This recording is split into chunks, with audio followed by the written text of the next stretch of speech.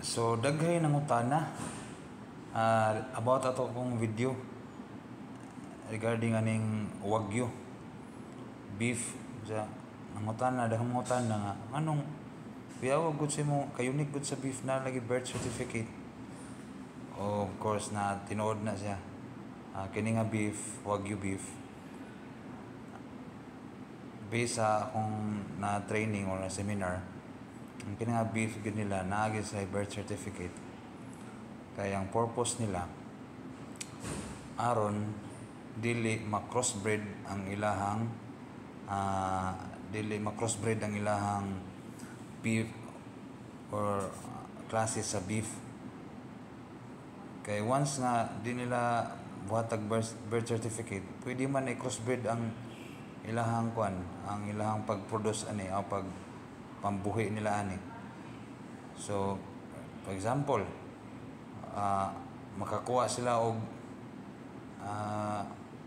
laki baron nga nay makakuha og laki nga baka kay mga black man ni black cow man ni siya. So makakuha sila kaliwat ani nga bakaha nga giproduce. So pwede na i-crossbreed anya makaproduce na anya muna madako na ihawon. So di na makuha ng ilahang quality as a wagyu beef nya wala na wagtang ang ilahang quality ang ilang kung gilikayanan ni nga dili gid sa makopya sa uban nga sila ra gid ang magproduce ani nga country ani nga beef wagyu. So mo na nga nasa birth certificate kay aron pod ang mga consumer kung mopalit matrace nila nga legit gini siya nga legit gini siya nga wagyu nga sa Japan gini siya gikan giproduce.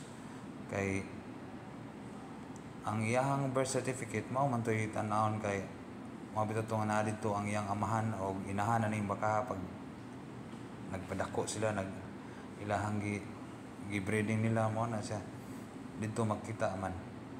So inig tanawa to nga code katong gi-mention ako nga code didto makit-an nga kini legit gini nga wagyu.